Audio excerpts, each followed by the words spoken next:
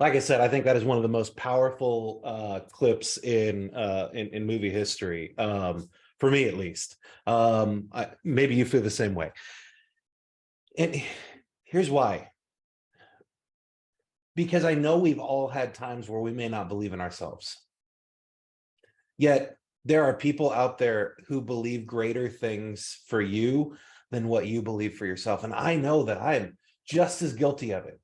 There's a reason I have two different coaches, because there are days where it just doesn't feel like what you're up against is something that you can get through. Yet in those moments, just like Brock's coach stood right next to him and said, I believe in you. I believe in you. You can do this. Keep going, keep going, keep going, keep going. Don't give up. Don't give up. Keep going, keep going. He was focused on hitting the 40-yard line. What did his coach him to do?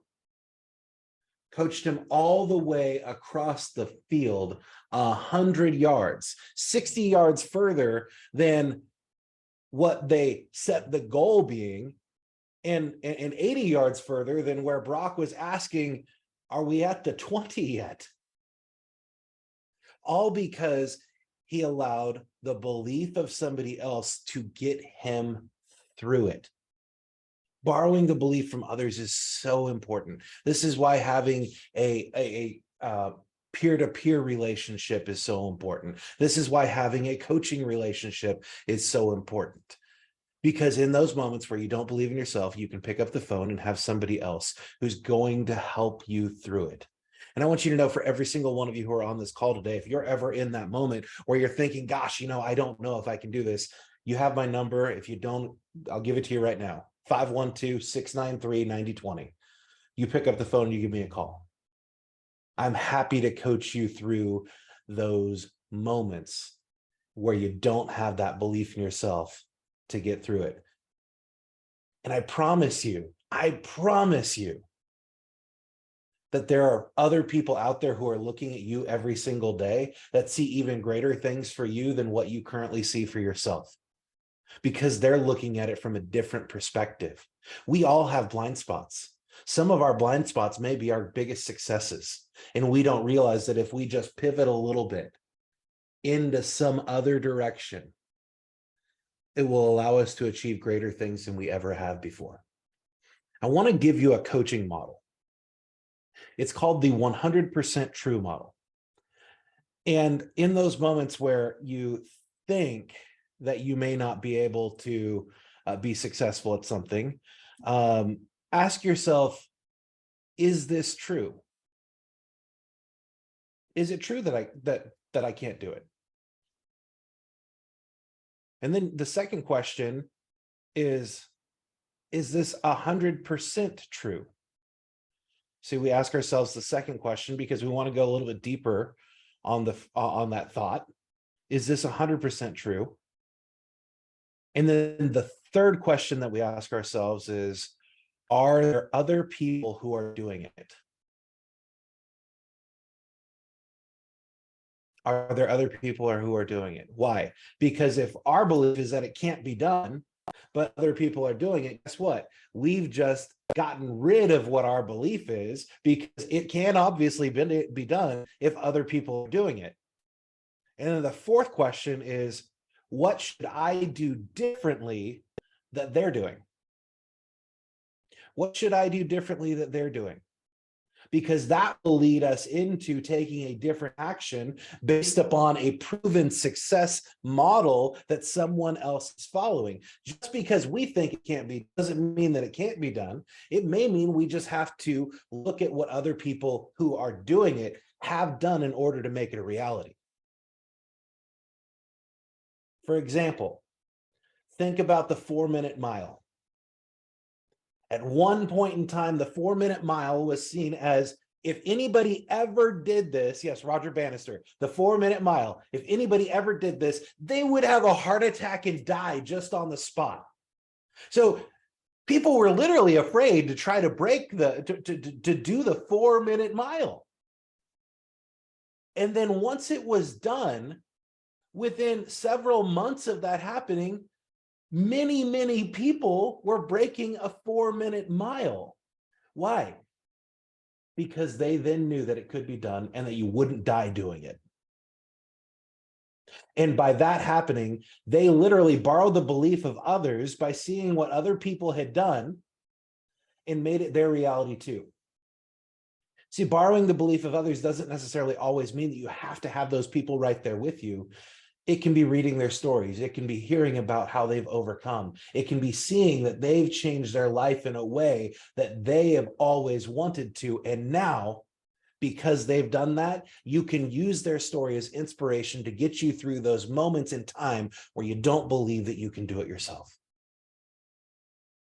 This is why I go back to that video from Facing the Giants so often, because it is a visual representation of the belief of somebody else. This is why I go to the story of Abraham Lincoln so often and look at all of the times that he failed that ultimately led him to learn. He learned from those failures, he made adjustments, and he became what we see as one of the greatest presidents in American history, if not greatest leaders in all of world history, because he got us through a really, really dark time. So I would challenge you today to find those things that you find motivational, find those stories where people have overcome something great in their lives. And when you don't believe in yourself, go back and read those stories. Go back and watch those videos and borrow the belief that those people had in themselves to overcome whatever adversity that they were facing, and use that belief as though you are that person. Use that belief as though it is your own, and overcome what you're facing. What are you taking away from our session today? I have a couple things. From the movie, I caught that line when he said he didn't have enough strength. The coach said, then negotiate with your body to find more strength. Oh, yes, Shirley. Yes. And then also from what you shared, I wrote down, when I feel I can't do or achieve something, take it to the 100% model. So if I feel I can't do or achieve something, pair it up over here, take it to this model and see what's really true. Absolutely. You got it. Scott. Hey, good morning. Good morning. Thanks as always for this. Teamwork. Together, everyone achieves more. That scene was teamwork. That was the epitome of teamwork, even because of the influence and the connection with the guys just sitting on the sideline, right? I mean, this business, this life, more importantly, is such a team sport. I mean, you literally can't do it alone. Yes, Scott. And did you notice how, and I believe that this happens all the time as well, it truly does, when the teammates saw that he got past that 40-yard line, their jaws started to drop. Mm-hmm. And then they started to believe greater things in themselves as well, because they saw him keep going and keep going and keep going, to the point where he got across that he got into the end zone, and they were blown away. They were blown away because they saw the progression of what his belief was to what actually could be accomplished. And now his story allowed them to also participate in the action that was being taken right there on the field. So yeah, Scott, you're 100% right. Anyone else? Just what the last coach said. Who's next? Like, exactly. I mean, he said it as a joke, but yes, truly. All right. Who's next? Yeah, I love that part. Well, I appreciate you guys joining me today. Like I said, if there's anything that I can do for you, if there's ever a time where you need help overcoming that limiting belief that you have within yourself, don't hesitate to reach out to me. I'm happy to serve you at any point in time. And with that being said, remember, everything that you want in your life is right outside of your comfort zone. Choose today to get a little bit more uncomfortable than you were yesterday in order to make it a reality. I appreciate you. Have a great day. Bye-bye.